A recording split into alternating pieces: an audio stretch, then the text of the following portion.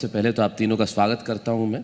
और चूंकि मूलतः चिकित्सा का महत्व तो जीवन में सदैव रहा है और रहेगा, लेकिन जो कोविड का दुरूह काल हमने देखा उसमें चिकित्सा भी और चिकित्सक भी और चिकित्सा व्यवस्थाएं भी, इनके बारे में बहुत बातचीत हुई, लोगों में जागरूकता भी हुई और इस क्षेत्र को विकसित करने का कई लोगों ने संकल्प भी लिया। डॉक्टर हरडिया, आप कैंसर का जो है इलाज करते हैं और आपकी अपनी एक थेरेपी जो है, आप वो क्या है आपकी अपनी एक थेरेपी डॉक्टर हरडिया? हमारा जो देवेले हॉस्पिटल है स्पेशली कैंसर पे हम लोग वर्क कर रहे हैं और हर्बल थेरेपी है इलेक्ट्रो होम्योपैथी। तो ये नॉर्मल जो होम्योपैथी है उससे अलग है? ये एडवांस सिस्टम ऑफ मेडिसिन कहेंगे जी। इलेक्ट्रो होम्योपैथी एक एनर्जी बेस्ड साइंस है जो प्लांट्स नेचर से जो सनरेज की उपस्थिति में जो एनर्जी फूड के रूप में लेते हैं, उससे हम प्लांट का एक्सट्रैक्ट निकाल के और उसकी अल्कलॉइड्स को निकाल के, केमिकल को निकाल के और उसमें एनर्जी हम यूज़ करते हैं। और एनर्जी जैसे ही हम लगाते हैं, पेशेंट कैसा भी हो, हमारे यहाँ ऐसे पेशेंट आते हैं जो 8-8, 10-10 मॉर्फिन पर डे खाते हैं, जो अपना कीमोथेरेपी, अपना सर्जरी, अपना रेडिएशन करा चुके होते हैं और बाद में हमारे ऑन्कोलॉजिस्ट बोलते हैं कि अब इनको घर ले जाके इनकी सेवा करिए। परंतु उस स्थिति में मरीज बहुत पेन में होता है और उनके फैमिली के सभी सदस्य केवल देखते होते हैं पेन के अंदर। उस स्टेज में हमारे हॉस्पिटल में मरीज आते हैं और हम पहले दिन से ही उनकी मॉर्फिन बंद करते हैं और उनका जो ब्लीडिंग होता है, उनको जो नेक्रोसिस होता है, हर प्रकार की तकलीफ़ को हम कुछ इस घंटों के अंदर उनकी तकलीफ़ें कम होना चालू होती है और 2 दिन 3 दिन के अंदर लगभग 70-80% तक उनका पेन रिलीव हो जाता है। ये बड़ा मेरे लिए आश्चर्यजनक भी है और अद्भुत भी है। यदि ऐसा होता है तो ये तो मैं किसी चमत्कार से कम नहीं कहूँगा। तो जो रेडियोलॉजी करा चुके हैं या जो ऑन्कोलॉजिस्ट कहते हैं कि उन्हें आप कीमोथेरेपी कराइए, निश्चित तौर पे बहुत पेन होता है। और इलेक्ट्रो होम्योपैथी जो आप बता रहे हैं, अगर उससे ऐसा संभव होता है तो आपके पास तो ऐसे बहुत सारे पेशेंट होंगे जो बड़े जो ठीक हुए होंगे। जी, हमारा 100 बेडेड हॉस्पिटल है और आज ही में एक पेशेंट ने अभी सीटी स्कैन कराया है जी। वो लंग ट्यूमर से अप्रैल में उसको डायग्नोस हुआ था और आज दोबारा से हमने जब सीटी स्कैन कराया तो उसका 5.3 इंटू 10.5 का जो उसका ट्यूमर था, ट्यूमर साइज जो 10.3 सेंटीमीटर जो वो ट्यूमर खत्म हो गया, या मिलीमीटर सेंटीमीटर, वो ट्यूमर खत्म हो गया, मतलब उसका जो समाप्त हो गया। कितने समय में?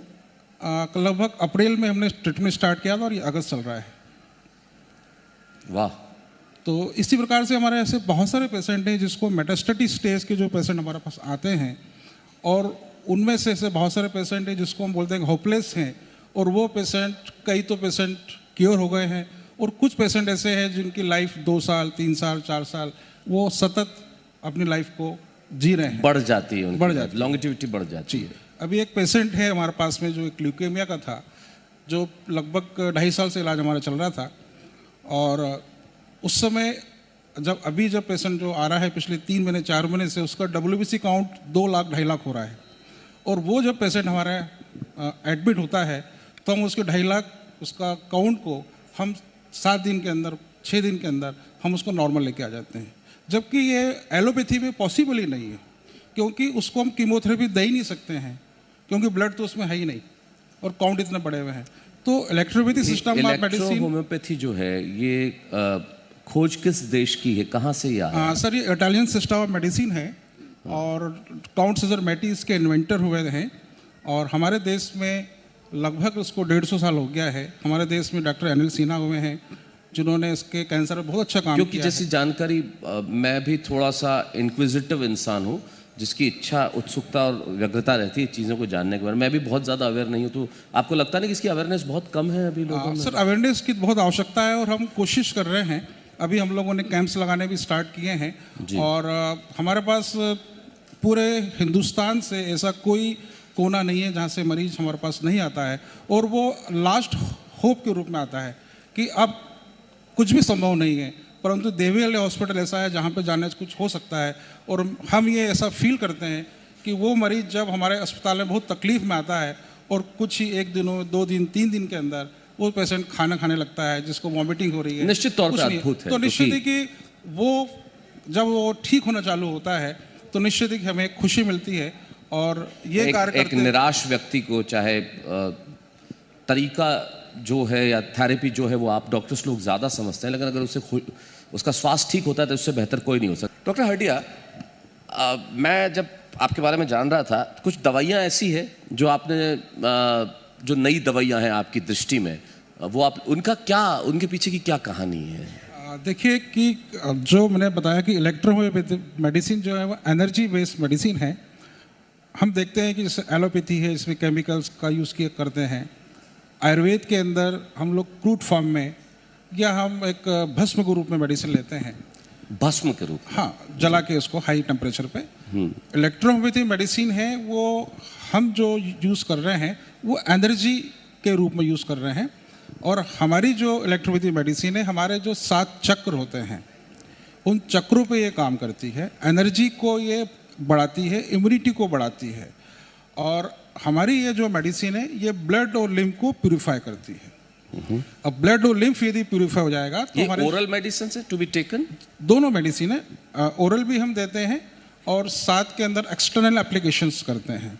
अच्छा, लाइक सम लोशन और सम ऑयल? और जी, एक्सटर्नल एप्लीकेशन ये है कि यदि मैं हमारी मेडिसिन, लिक्विड मेडिसिन यदि आपकी बॉडी में टच कर देंगे तो आप पे कोई व्यक्ति एक खड़ा भी हो जाएगा तो आप का तुरंत इंस्टेंट एनर्जी मिलती है उसके अंदर। मतलब तुरंत कोई लोशन लगा दें? बिल्कुल, जैसे बिजली की जो होती है जी, कि तुरंत उसका एक्शन होता है। और उसको कहाँ अप्लाई करना होता है शरीर में? किसी भी शरीर पे लगा दीजिए, कहीं पे लगा दीजिए। परंतु हम बोलते हैं कि हमारा जो 7 चक्र हैं उन 7 चक्रों पे हम मेडिसिन लगाते हैं तो वहाँ पर हमारे मेरे लिए बड़े काम की चीज़ है डॉक्टर साहब, करोड़ों दर्शकों के लिए तो है ही है। क्योंकि जब मैं मेरा शो शूट करता हूँ, जैसा मेरा वाह भाई वाह मेरा पोइट्री शो है, तो मैं एक दिन में 4 एपिसोड करता हूँ, तो मुझे पूरे दिन खड़े रहना पड़ता है। दिमाग भी उसी एनर्जी से, 12-13 आवर्स मैं कंप्लीटली, 13 घंटे बाद तो मेरा हाल ऐसा होता है कि मैं शायद क्या करूँगा, लेकिन वो जहन से चलता है इंसान। तो अगर आपका ये जो ऑयल है और इसे मैं कहीं अप्लाई करूँगा, would I be feeling energetic? निश्चित सर, एक हमारी मेडिसिन है 5 फोर्ट जो हम FIVFORT मतलब 5 प्लांट्स का 5 प्लांट का एक्सट्रैक्ट है उसमें जी। और उसको हम स्पाइनल कार्ड पे यदि हम डेली लगाएं 5 से 7 मिनट यदि हम जैसे एक बार हम लगाते हैं मेरुदंड पे, हाँ जी, स्पाइनल कार्ड पे, और वो एब्जॉर्ब कर जाती है। फिर दोबारा हम लगाएंगे, ऐसे 3 बार हम करें तो निश्चित है कि आप जो 10 घंटे में थकते हैं तो आप 15 घंटे भी काम करेंगे तो आप में थकान महसूस आपका बढ़ जाएगा, रेंज बढ़ जाएगी, बहुत बढ़िया। आखिरी 2-3 मिनट बचे हैं। देखिए, चिकित्सा के क्षेत्र के अंदर आप बहुत सारे लोग काम कर रहे हैं।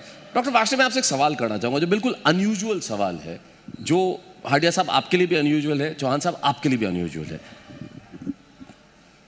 चिकित्सक इतने गंभीर क्यों रहते हैं? ये गंभीर पेशा है, व्यवसाय है, गंभीर रहना बहुत ज़रूरी है, गंभीरता से काम किया जाना ज़रूरी है, लेकिन डर लगता है बात करते हुए, ऐसा क्यों? ज़्यादातर ये देखा तो है इंडिया में जी, पर मेरी ट्रेनिंग इंग्लैंड और फ्रांस और जर्मनी उधर हुई है जी, तो वहाँ पे मैंने देखा है कि वहाँ पे इंटरेक्शन बिटवीन पेशेंट और डॉक्टर बहुत अच्छा होता है, बहुत कॉर्डियल होता है, हेल्दी फ्रेंडली। इवन जब राउंड्स लेते हैं तो पेशेंट्स के साथ, पेशेंट को नाम से बुलाते हैं, बीमारी से नहीं। हाँ। इंडिया में जब राउंड लेते हैं तो अगर आप देखोगे जूनियर डॉक्टर आपको राउंड दिलाता है, ये हर्निया का पेशेंट है, ये जॉन्डिस का पेशेंट है, उसका असली नाम भूल जाते हैं, नाम जो जितने साल से पहचाना जा रहा है, जॉन्डिस, ये बड़ी कमाल की बात है।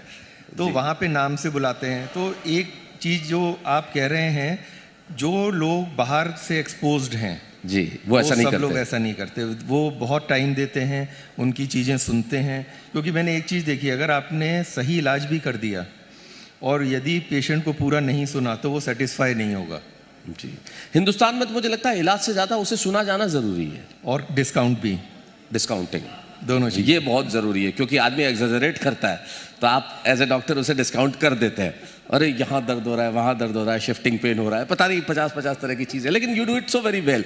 हमारे आखिरी 2-3 मिनट बचे हैं, लेकिन आप तीनों से कॉमन सवाल है मेरे, 2-3 सवाल लगातार। डॉक्टर वाष्णव, आप एक सफल सर्जन हैं, डॉक्टर हड्डिया आप एक सफल कैंसर का इलाज कर रहे हैं, आप एक सफल आयुर्वेदिक कॉलेज चला रहे हैं। आप तीनों को क्या लगता है, आप लोग सफल क्यों हुए? एक कारण बताएं जिसकी वजह से आप सफल हुए। डॉक्टर हड्डिया, आप क्या कहना चाहेंगे?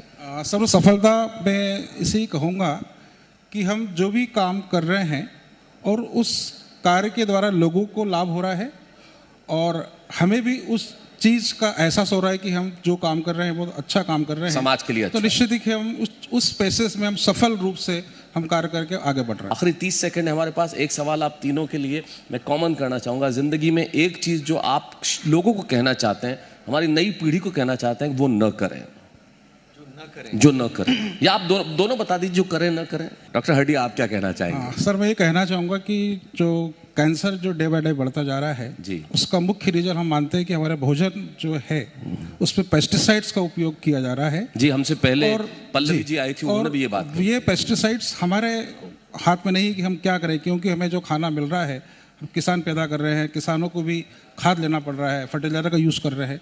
तो हमें जैसे सर ने बताया कि हम मिलेट्स का उपयोग करें, हाँ, मिलेट्स जी, और ग्रीन वेजिटेबल्स का उपयोग करें, और घरेलू यदि ऐसा कुछ हमें खाना मिल जाए उसका यूज़ करें तो निश्चित ही कि कैंसर ऐसी बीमारी से बचा जा सकता है। और हर बीमारी की जो जड़ है, जो हमारा जो पेट है, हम जो खाते हैं, गैस्ट्रो के डॉक्टर बैठे हुए हैं, और वो जो डाइजेस्ट हो रहा है और वही हमारे शरीर के अंदर बीमारी पैदा करता है। आखिर में जो आप तीनों ने बात कही, अगर उन तीनों बातों को जोड़ दूं तो मैं कहूँगा कि आप ज़रूर सफल होंगे और पाएंगे सम्मान, यदि काम को हॉबी लेंगे मान। आपने बिल्कुल सही कहा कि रुचि मान लें, आप ज़रूर होंगे सफल, पाएंगे सम्मान यदि काम को हॉबी ले मान, करें अच्छा खान पान और करें बुजुर्गों का सम्मान। बहुत बहुत धन्यवाद, थैंक यू।